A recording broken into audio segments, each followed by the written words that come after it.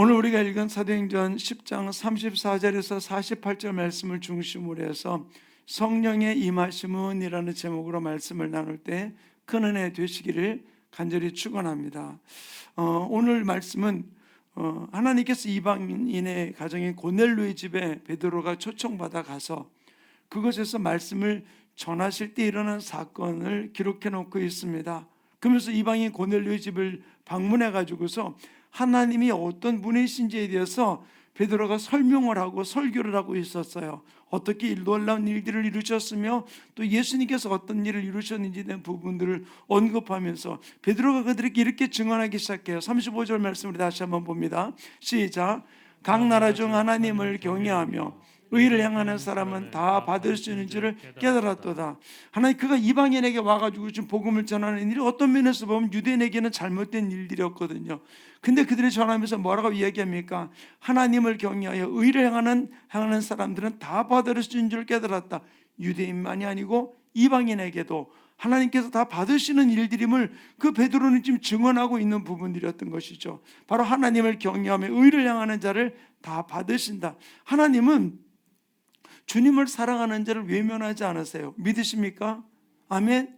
주님을 우리가 사모하고 갈망하는 마음을 갖고 나갈 때 주님 우리 가운데 오시거든요. 성령으로 임하셔서 우리 모든 삶을 오르만져 주시고 인도해 주신다는 사실이죠. 그래서 베드로는 이 땅에 예수님께서 이 땅에서 오셨던 모든 사역을 이야기하면서 참 독특한 부분들을 언급하면서 이방인들에게 이야기를 해주고 있어요. 하나님께서 예수님이 오셔서 사역하실 때 어떻게 사역을 했는지 설명하는데 38절 이렇게 기록해 놓고 함께 읽습니다. 시작. 하나님이 나사렛 예수에게 성령과 능력을 기름 부듯 하셨으며 그가 두루다니시며 선한 일을 행하시고 마귀에게 눌린 모든 사람을 고치셨으니 이는 하나님이 함께 하셨습니다. 여기 한번 잘 보세요. 하나님이 어떻게 했다고요? 나사렛 예수에게 성령과 능력을 기름 부듯 하셨으며 하나님이 예수님에게 성령을 기름 부듯 해가지고서 이로 인해서 예수님께서 바로 선한 일을 행하시고 마귀에게 눌린 모든 죄를 고치셨다라고 이야기해 주고 있어요. 예수님도 이 땅에서 성령으로 인해서 모든 일을 행하셨던 부분임을 이야기를 해주고 있거든요. 이것은 어떤 면에서 보면은 그러면 어떤 면에서 보면 누가 더 힘이 세냐 아니 우리 그런 부분들을 언급하는 것이 아니라 삼위일체라고 그랬잖아요. 하나님과 예수님과 성령님은 각각 활동하시는 영역이 다를 뿐이지 한 분이시거든요. 그래서 우리가 삼위일체라고 이야기를 해주고 있는 부분인데 이것을 신학적으로 잘 설명하는 부분을 이것을 가지고서 우리는 잘못 설명하던 이단된 일들이 너무나 많이 있거든요. 바로 예수님 오시고 난 이후에 바로 많은 사람들이 이 삼위일체에 대한 부분들을 설명하고 이론을 정립하기 위해서 설명했던 게 어떤 것이냐 한 비근한 예로 이런 부분들이 있었어요. 제가 신분이 바로 여기서 목사님이죠. 가정에 가서 누굽니까? 한 여자의 남편이기도 하고 아이들의 아버지가 되는 것이죠. 그래서 또 내가 만약에 다른 데 간다면 어떻게 했습니까? 다른 사람이 불려지든 다른 명칭으로 불려지겠죠. 바로 집에서는 아버지를 불려지고 남편으로 불려지다가 강단에서는 목사님으로 불려지는 부분들이 있잖아요. 바로 내가 어느 영역에 있든 이런 부분들이 바로 삼일째 하나님 이런 부분들이다라고 설명하는데 이것은 잘못된 설명이에요. 이것은 양태론이라고 이야기하는 부분들인데 이단으로 정제된 것이죠. 그러면 만약에 집에 있는 아버지가 죽었어요. 그럼 어떻게 됩니까? 교회에 있는 목사님도 함께 죽은 것이 한 사람이 죽음으로 다 죽음으로 끝나버리는 결과를 가져오게 되는 것이죠. 그럼 예수님이 십자가 못 박아 죽음을 통해서 어떻게 됐습니까? 그러면 다 죽어야 되는 거예요.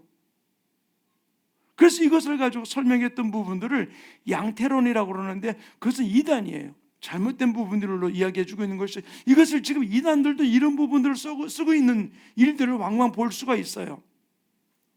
그런데 바로 이것은 신학적으로 이렇게 설명을 해가지고 설명되는 것이 아니라 성부, 성자, 성령은 한 분 하나님이다라는 부분들을 우리가 믿음으로 받아들이면서 그분 앞에 우리가 나가는 부분들이 되어야 된다는 사실이죠. 그런데 바로 이 성령님이 하나님도 예수님이 사역을 하실 때 성령님을 기름부터 부어서 그로 하여금 선한 일을 하게 하고 병든 자를 고치고 마귀를 쫓아내었던 부분들을 언급하며 이야기를 해주고 있는 것이죠.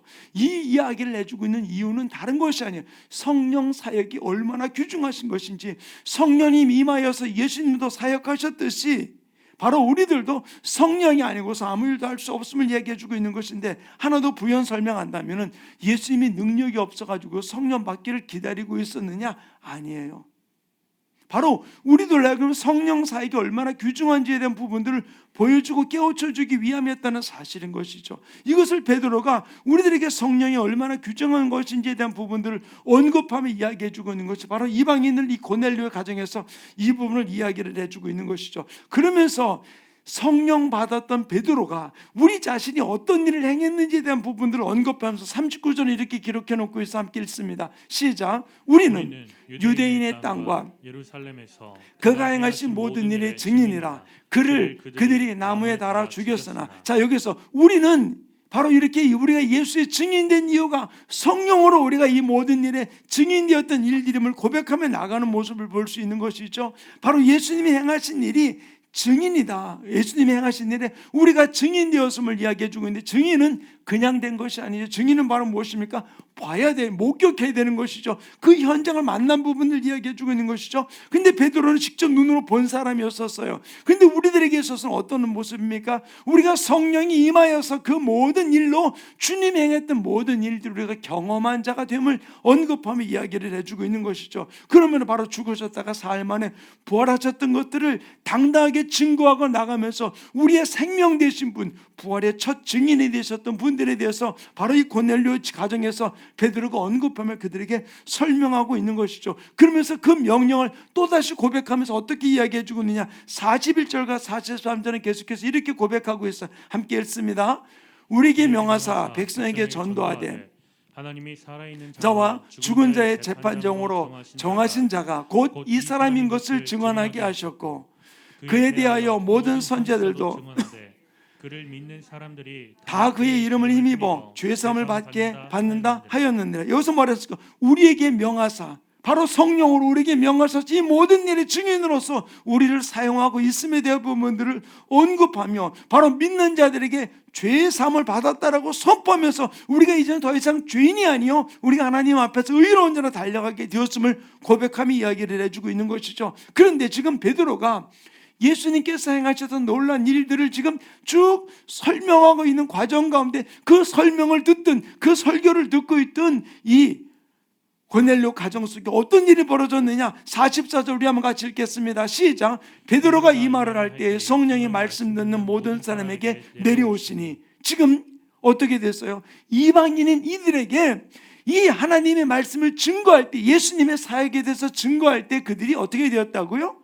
성령이 임했다라고 얘기해주고 있는 것이죠. 베드로가 깜짝 놀란 거, 왜? 이방인에게는 성령 부어주는 일이 없는 줄 알고 있었는데 이방인에게 성령이 동일하게 그들 가운데 자기가 받았을 때와 동일한 모습으로 이방인 고넬료 가정에도 동일하게 임하는 모습을 바라보면서 베드로가 이렇게 고백을 하고 있어요. 47절 우리 같이 읽습니다. 시작. 이에 베드로가 이르되 이 사람들이 우리와 같이 성령을 받았으니 누가 능히 물로 침례 베품을 금하리오. 그들에게 바로 성령 받은 그들에게 이젠 침례를 베풀었던 것이죠. 침례는 바로 무엇입니까? 나는 죽고 내 안에서 예수가 살았던 부분들, 이제 주님이 증인으로 달려가는 부분들을 언급하며 이야기를 해주고 있는 것이죠. 그래서 우리 침례교회는 뭘 행하고 있습니까? 물속에 잠기는 침례의 의식을 행하고 있잖아요. 그로 인해서 거기는 내 무덤이 되는 것이고, 내가 물 위에 올라옴을 통해서 내가 다시 나는 죽고 내 안에서 주님이 살아나는 일을 증거하는 모든 일을 행하는 것이 바로 침례 예식 가운데 하나인 것이죠. 그런데 하나 질문할게요. 이방인과 유대인에게 베드로가 깜짝 놀란 것이 바로 무엇입니까? 우리가 받았던 성령 그대로 이방인에도 임한 이 모습을 바라보면서 뭐라고 이야기해 주고 있습니까? 동일하게 받았다. 그러면 이방인과 유대인에게 동일한 모습으로서 성령이 임하신 이유가 무엇일까요? 왜 이방인에도 똑같이 유대인에게도 똑같이, 이방인에도 똑같이 유대인에게 임한 성령님이 동일하게 임한 이유가 바로 무엇일까요? 베드로가 첫 번 설교하면서 그렇게 이야기해주고 있어요. 하나님이 어떤 분이라고 얘기해주고 있느냐? 하나님은 34절에 보면 사람을 외모로 바라보지 아니하시고, 하나님은 모든 경외하는 사람들을, 하나님을 경외하는 모든 자들에게 다 그들을 받으시는 분이라는 사실을 34절과 35절이 이야기를 해주고 있잖아요. 그는 그가 했던 이야기가 어떤 이 의미인지를 분명히 알고 있지 못했었어요. 그러나 바로 이방인에도 동일하게 성령 내리는 이 모습을 바라보면서 바로 성령님은 하나님의 뜻을 이루기 위해서 바로 유대인에게만이 아니라 이방인들에게도 동일한 성령을 부어주시면서 차별하지 아니하시고 모든 사람에게 동일하게 성령 부어주셨는데, 이유는 바로 무엇입니까? 하나님의 일을 하게 하기 위함이라는 사실이죠. 그래서 성령이 우리에게 오셔서 하는 일은 바로 무엇입니까? 다른 것 아니에요. 예수 그리스도의 생애의 순환이, 예수님께서 이 땅에 오셔서 겪었던 모든 일들이, 그 경륜이 우리 가운데 하나도 가감 없이 다 이루어지기 위해서 예수님께 성령을 보내주셔서 그 모든 일들을 우리가 경험하게 만들고 체험하게 만들고, 그 일이 바로 나를 위한 일들임을 깨닫게 하기 위한 부분들인 것이죠. 그러므로 바로 이 예수 그리스도 모든 사역의 그 경륜이 내 안에 들어오셔서 나로 하여금 하나님의 경륜, 하나님의 일들을 바로 내 안에서 예수의 생애를 내 삶 가운데 재현하기 위해서, 내 삶 가운데 예수의 생애를 주기 위해서 바로 성령님이 내 안에 오셨다는 사실이에요. 성령님이 오셔서 나로 하여금 예수님 행했던 일들을 동일하게 행하게 하기 위해서 내 안에 들어오셔서 나를 주인 삼으시고 나는 죽고 내 안에서 주님이 살아나는 갈라디아서 2장 20절의 고백과 같은 삶을 살게 만들어 놓았다는 것이죠. 그러므로 성령 받는 사람이 이제 어떻게 돼요? 내 생각대로 사는 것이 아니에요. 하나님의 뜻 가운데, 하나님의 경륜 가운데, 하나님의 섭리 가운데 살아가는 삶이 이루어져야 될 부분들임을 이야기를 해주면서 주님이 바로 우리 가운데 성령을 오셨던 이유에 대한 부분들을 보여주고 있다는 사실이에요. 그러면 성령 받으면 내가, 성령 임하면 내 멋대로 살 수 없으니까 손해보는 것 아니냐? 아니요, 손해보는 일이 아니에요. 내가 이 땅에서 어떤 것을 얻는 것보다도 성령님이 내 안에 오셔서 행함을 통해서 더 놀랍고 귀중한 일들을 주님이 우리를 위해서 준비해 놓으셨다는 사실이에요. 그래서 예수 그리스도가 이 땅에 오셔서 인류 구원을 위해서 당신이 십자가 피 흘려 죽으시고, 갈보리의 언덕에서 십자가 피 흘려서 물과 피를 다 쏟으시기까지 죽으신 이유가 바로 무엇입니까? 이로 인해서 우리에게 구원을 허락해 주셔서 우리 인간의 노력으로 행할 수 없는 이 구원을 우리에게 허락해 주시면서 바로 우리가 그 성령님과 함께 하나님의 행하신 일들, 하나님의 놀라운 경륜들을 우리를 통해서 이루는 예수의 생애를 재현하기 원하셔서 우리 가운데 성령님을 보내주셨다는 사실. 그냥 죄만 없애주고 끝난 것이 아니라 성령님이 오셔서 이제 죄를 없이 한 우리들, 십자가 피로 깨끗하게 구원받는 우리들을 통해서 예수의 생애를 재현하기를 원하고 있다는 사실이에요. 그러므로 내가 살아가는 삶 속에서 이제는 내 생애가 아니라 바로 예수의 생애를 재현하는 삶을 살아가게 됨을 이야기해주고 있는데, 예수님은 빈부귀천을 구분하지 않으신다는 사실이에요. 있는 자 없는 자 모든 사람을 구분하지 아니하시고 오직 주님을 사모하고 사랑하는 자를 붙들어 주시면서 그 안에 들어오셔서 예수님을 환영하는 자 속에 들어오셔서 주님이 거기에 성전 삼고 들어오셔서 우리를 통해서 놀란 일을 이루기를 원하시고 계신 것이거든요. 사랑하는 충만교회 성도님, 그렇다면 우리가 예수 믿은 우리들, 이 땅에 단지 내가 구원받은 것 하나만으로, 내 죄사함 받은 것 하나만으로 우리가 만족하는 자가 되지 말고, 이제는 구원받은 우리들을 통해 일하기 원하시는 그 성령님과 함께 내 삶을 통해서 예수의 생애를 재현하는 아름다운 삶을 살아가는 모습들이 우리의 삶 가운데 이루어지는 아름다운 우리 충만교회 모든 성도들의 삶이 이루어지기를 간절히 축원합니다. 그러므로 우리가 알아야 될 일 하나가 있어요. 성령님의 역사는 아버지의 뜻과 아들의 생애를 알지 못하는 자에게는 역사하지 않으세요. 하나님 아버지 일과 예수님이 행하신 일들을 모르는 자에게는 절대로 하나님이 성령이 역사하지 않아요. 성경을 읽을 때 지식으로 얻으려고 하는 자 속에서는 일할 수 없다는 것이에요. 읽으면서, 예수를 믿으면서, 하나님의 일을 내가 알면서 그 삶 속에서 내가 이제는 그것이 나를 위한 놀란 하나님의 계획이고 하나님의 섭리고 바로 주님의 십자가의 은혜가 나를 구원하기 위한 하나님의 놀란 일인 줄 아는 자 속에 하나님의 성령이 역사하기 시작하는 것이죠. 그리고 하나님을 알고 예수 그리스도를 아는 자 속에 주님은 들어오셔서 뜨겁게 역사하시면서 하나님의 자녀로서 이 땅에서 당당하게 살아가는 예수의 생애를, 내가 너희를 사랑한 것 같이 너희가 서로 사랑하라 말씀하신 그 말씀대로 우리로 하여금 예수님의 아름다운 사랑을 재현하는, 예수의 생애를 재현하는 삶을 살게 주님이 이끌어 주시고 있다는 사실입니다. 그러므로 성령 받았다는 것은 바로 무엇이냐, 내 삶 속에서 예수님의 생애를 분명히 알고 이제는 그 뜻대로 달려가는 삶이 이루어져야 될 부분들임을 이야기를 해주고 있는 것이죠. 그러므로 성령이 일회성으로 우리에게 임한 것으로 끝나는 것이 아니라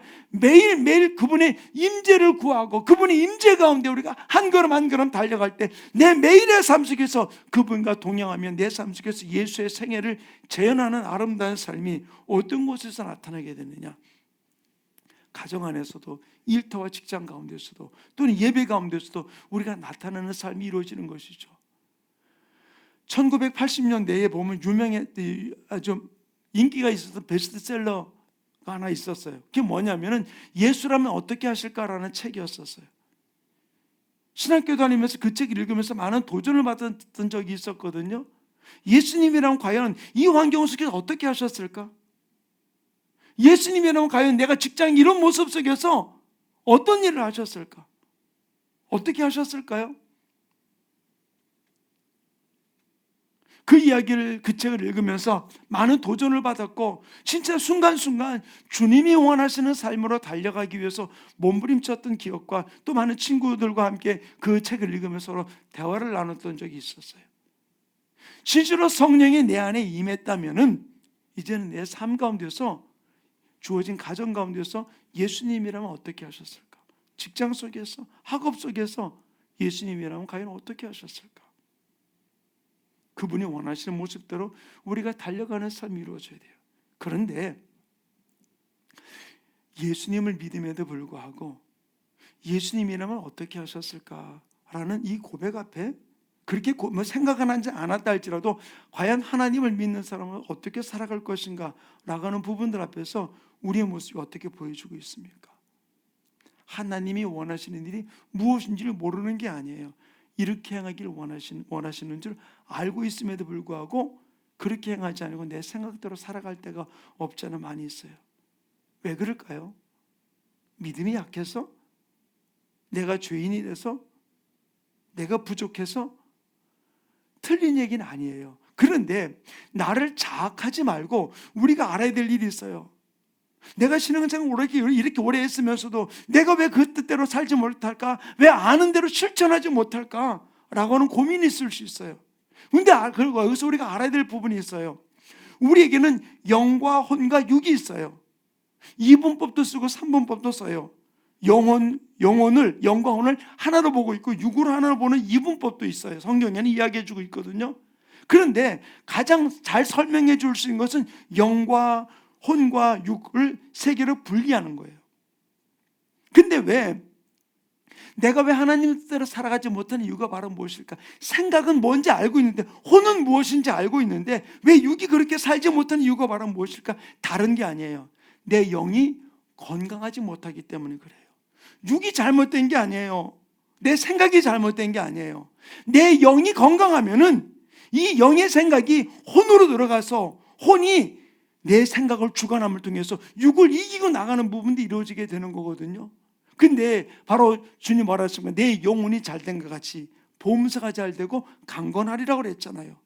순서를 알아야 돼요. 내 영혼이 잘 되면은 내가 범사의 모든 것이 잘 되는 역사가 일어나게 되는 거거든요.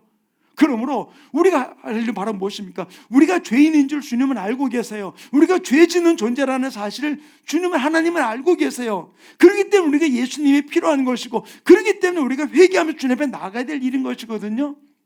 그런데 우리가 이 원리를 알면은 우리는 이길 수 있어요. 우리가 성령의 사람을 달려갈 수 있는 이유는 바로 무엇이냐? 매일매일 성령의 임재 가운데 나가기 원하는 이유는 바로 무엇이냐? 성령님이 내 안에 들어오셔서 막 방언을 말하고 막 어떤 일을 하는 부분을 이야기하는 것이 아니에요. 성령님이 내 안에 들어오셔서 내 영을 강화시키는 거예요. 내 영을 무장시키는 거예요. 내 영을 건강하게 만드는 거거든요. 근데 그럼 어떻게 와서 성령이 오셔서 내 영을 강하게 만드느냐? 다른 것 아니에요. 기도예요. 어떻게? 방언 기도가 얼마나 중요한 것인지 몰라요. 바울은 이야기했거든요. 하나님 앞에 내가 방언을 많이 말하게 한 것이 너무 하나님 앞에 감사하다고 그랬어요. 바울이 영적으로 그렇게 하나님의 놀라운 신비를 경험할 수 있었던 이유는 바로 무엇이냐? 다른 것 아니에요. 그가 방언을 열심히 많이 했던 것이죠. 그 고린도서에도 로마서에도 그것을 기록해 놓고 있거든요. 그가 방언 기도를 통해서 내가 알지 못하는 기도자 내용이잖아요. 그러나 방언은 영의 기도라고 그러잖아요. 바로 이 방언 기도를 통해서 내 영이 무장되는 거예요. 내 영이 강화되는 거예요. 내 영이 건강해지는 거예요. 내 영이 연약한 영이 회복되어 일어나기 시작하는 거거든요.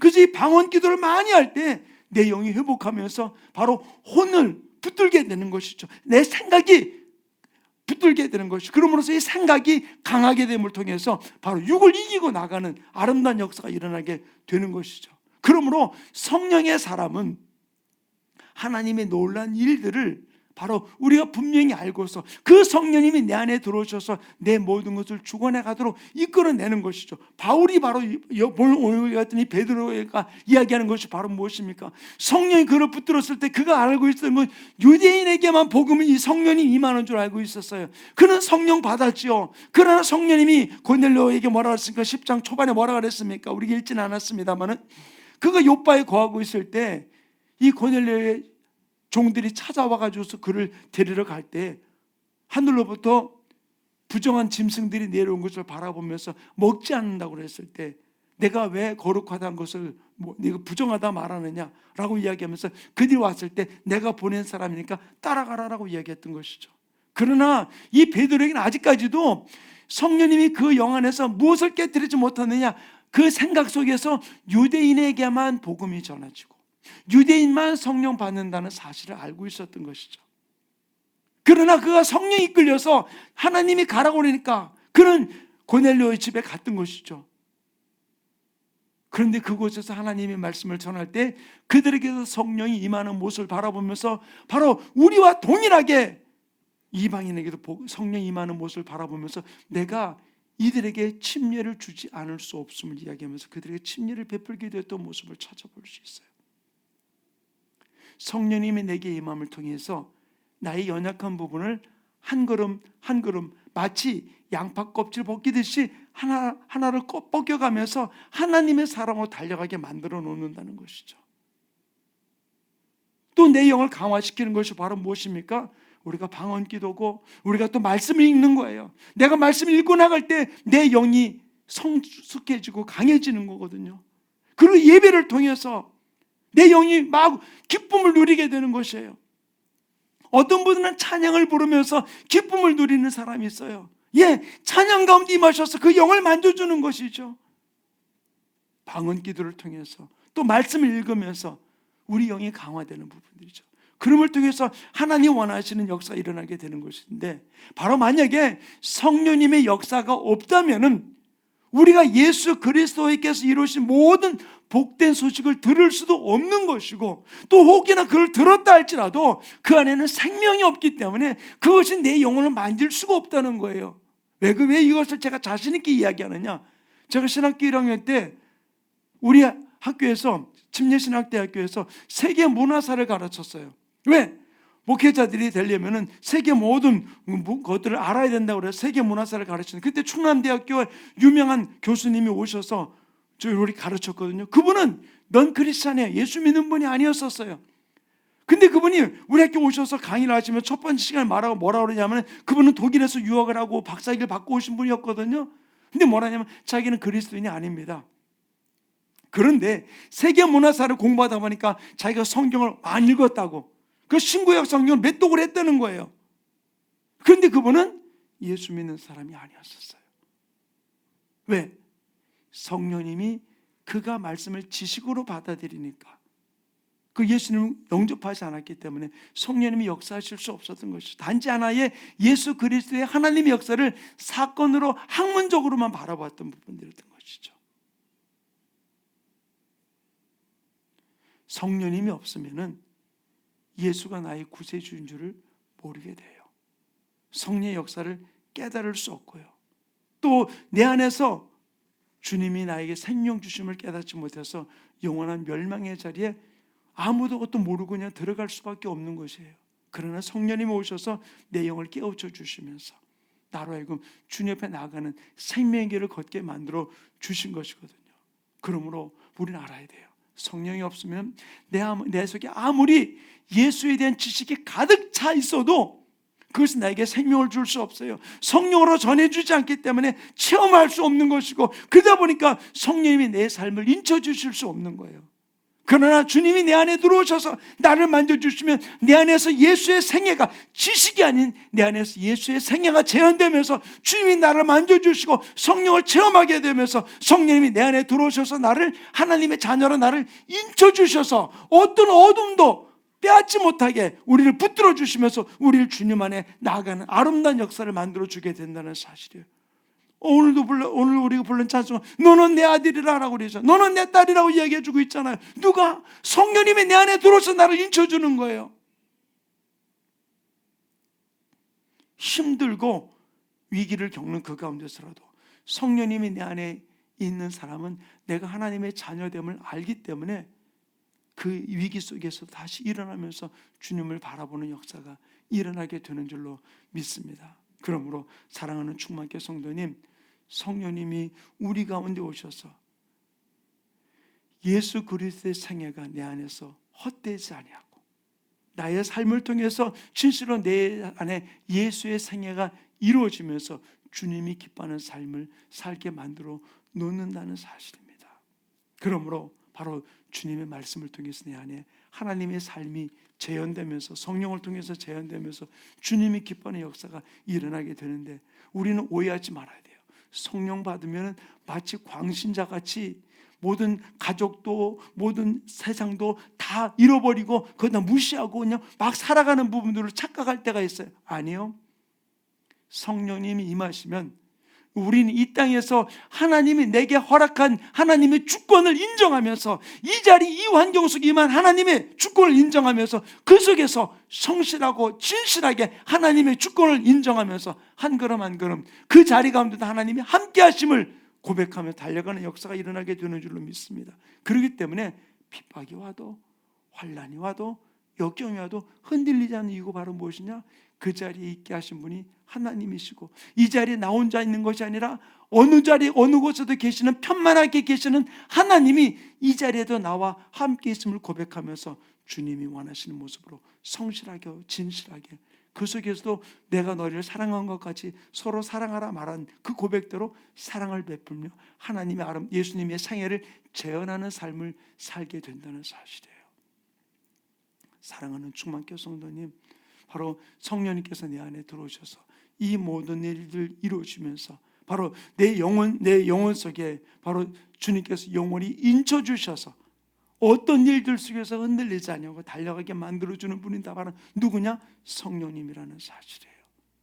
그러므로 사랑하는 충만교회 성도님, 우리는 성령 충만해야 돼요. 아멘. 성령의 임재 가운데 날마다 나가야 돼요. 성령이 아닌 곳은 우리 주를 고백할 수 없다 그랬잖아요. 바로 성령이 내 평생 나의 삶에 들어오셔서 나의 전생애를 다스리고 나를 주님을 나의 왕으로 환영하면서 그분이 내 안에 들어오셔서 나를 통치하도록 문을 여는 분이 누구냐? 성령님이 오셔서 모든 일을 이루시는 거거든요. 그렇기 때문에 우리가 성령의 임재를 날마다 구하고 나갈 때 성령으로 살고 성령으로 죽고 바로 성령의 인도를 받으면서 한 걸음 한 걸음 승리하는 아름다운 역사가 일어나게 되는 줄 믿습니다. 사랑하는 충만교회 성도님, 그렇기 때문에 우리가 어떤 일들 속에서도 성령님을 환영해야 돼요. 성령님이 내게 주시는 생각을 우리가 기쁨으로 받아들여야 돼요. 그때 바로 그 성령님이 내 안에 오셔서 나의 전생애를 만져주는 역사가 일어나게 될 줄로 믿습니다. 그러면 주님이 내 생각을, 내 감정을, 내 모든 것들을 만지도록 우리 그분께 맡기고 나가는 부분들, 여기는 안 돼요 라고 하면서 내가 어떤 부분을 숨기는 것이 아니라 어떤 때 그분이 오셔서 내 가장 아픈 상처도 만지시면서 그 상처를 회복하는 아름다운 역사가 일어나게 되는 줄로 믿습니다. 사랑하는 충만교회 성도님, 저는 지금도 경험한 것이 있어요. 저에게 가장 큰 상처가 바로 무엇일까? 저는 무녀동란 외아들로 자랐기 때문에 사랑만 많이 받았던 부분들이 많아요. 부족함이 없이 살았던 부분이 넉넉하지는 않았지만 그랬는데 제가 살아가면서 가장 큰 아픔이 바로 뭐냐면 하나님을 향한 신뢰가 없는 거예요. 목사가 되었어도. 왜 그럴까? 그런데 이 부분을 치유하기 위해서 몸부림치고 나갈 때 어떤 학교 수업을 하는 가운데서 성령님이 제 마음을 만져주기 시작했어요. 그러면서 찬양을 부르는 가운데 제 마음에 눈이 열리면서 저의 상처를 보게 만드는데 제 어린 시절을 보게 만들더라고요. 침대에 묶여있는 저를 바로 신생아로서 태어나자마자 아프다는 이유 때문에 병원에 버려졌던 실험용과 같이 버려졌던 저 자신의 모습을 보게 하더라고요. 부모님이 저를 사랑하지 않은 게 아니었었어요. 그러나 아프니까 어떻게 손을 쓸 수도 없으니까 그냥 병원에 실험용과 같이 죽으면 죽고 살면 산다고 내버린다시피 한 것이죠. 제가 고등학교 1학년 때로 기억을 해요. 가정에 넣었던 물건을 막 정리를 하던 가운데 제가 원주 기독교 병원, 지금은 연세대학교 병원으로 바뀌었습니다만 거기서 태어난 증명서, 아기 때 태어났던 증명서가 하나 있더라고요. 영수증이, 태원 영수증이. 근데 영수증을 보고 제가 참 고등학교 1학년 때 기가 막히더라고요. 제 이름이 뭡니까? 윤기환이잖아요.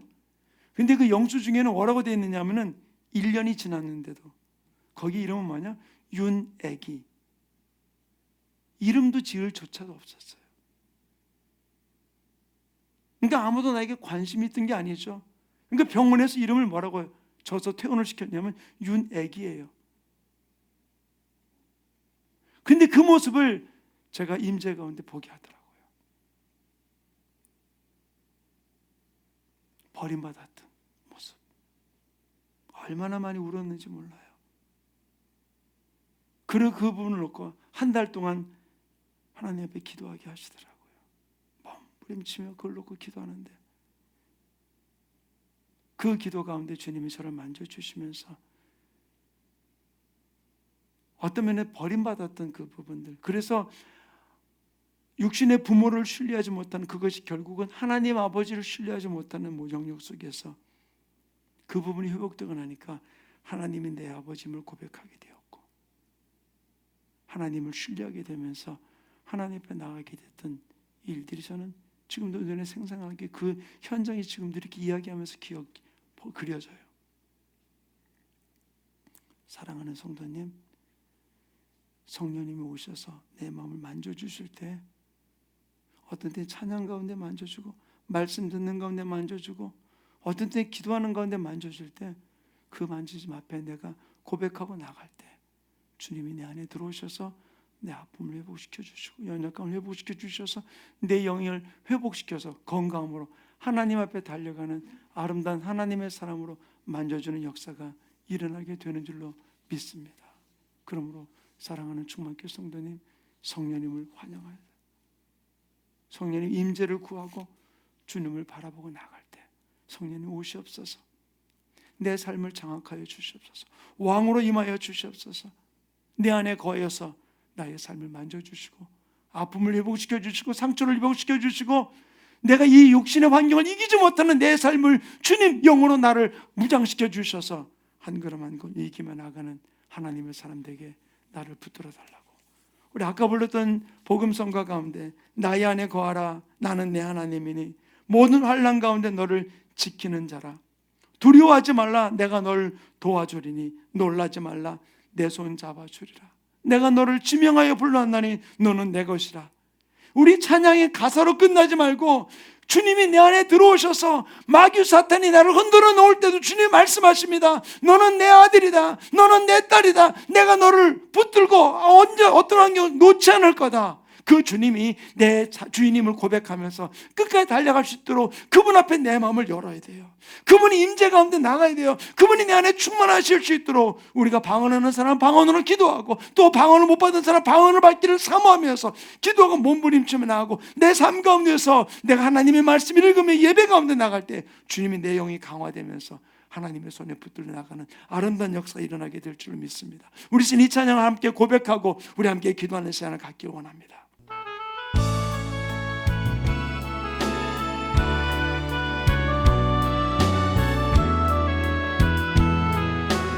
나의 안에 거하라, 나의 안에 거하라. 나는 내 하나님이니 모든 환난 가운데 너를 지키는 자라. 두려워하지 말라, 내가 널 도와주리니. 놀라지 말라, 내 손 잡아주리라.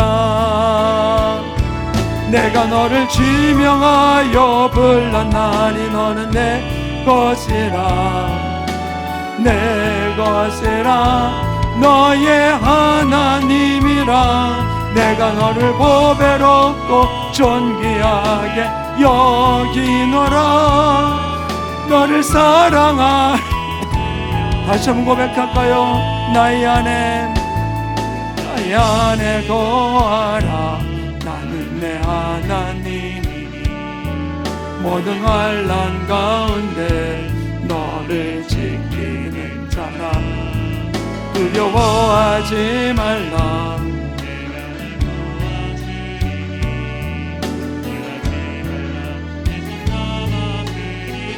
내가 너를 지명하여 불렀나니 너는 내 것이. 아멘. 내 것이라. 너의 하나님이라. 내가 너를 보배롭고 존귀하게 여기노라. 너를 사랑하는 내 영. 내가 너를 지명하여 너는 내 딸이다, 내 아들이다. 내가 너를 지명하여 불렀나니 너는 내 것이라, 내 것이라. 너의 하나님이라. 내가 너를 보배롭고 존귀하게 여기노라. 너를 사랑하. 우리 다시 고백할까요? 주님이 내가 너를 지명하여 불렀다 말씀하십니다. 불렀나니 너는 내 것이라, 내 것이라. 너의 하나님이라. 내가 너를 보배롭고 존귀하게 여기노라. 내가. 우리 마지막으로 다시 한번 고백하기 원합니다. 주님이 말씀하십니다. 내가 너를 지명하여 불렀나니 너는 내 것이라, 내 것이라. 너의 하나님이라. 내가 너를 보배롭고 존귀하게 여기노라. 너를 사랑하는 내 여호와라. 오늘 말씀 기억하면서 예수님 기도하기 원합니다. 주님 안에 거하기 위해서는 성령 받아야 돼요. 성령의 이민재 가운데 나가야 됩니다. 계속해서 제가 성령에 대해서 말씀을 나누고 있습니다. 주님, 내가 성령 안에 거하여서 하나님 성령 안에 내 마음을 엽니다. 주님 임재 가운데 내가 마음을 엽니다. 주님 들어오셔서 나의 삶을 만져주시고 주님과 나한테 달려갈 수 있도록 나를 붙들어 달라고, 주님이 나의 상처를 회복시켜 주셔서 내 영이 강화되어서 주님을 바라보고 달려가는 아름다운 하나님의 사람들에게 나를 붙들어 달라고 우리 성령님을 초청하면서 우리 주여 삼창하고, 우리 방언 기도 방언할 줄 아는 사람 방언을 기도하면서, 또 못 받는 사람 방언을 사모하면서 우리 주여 삼창하도록 동성하기도 합니다.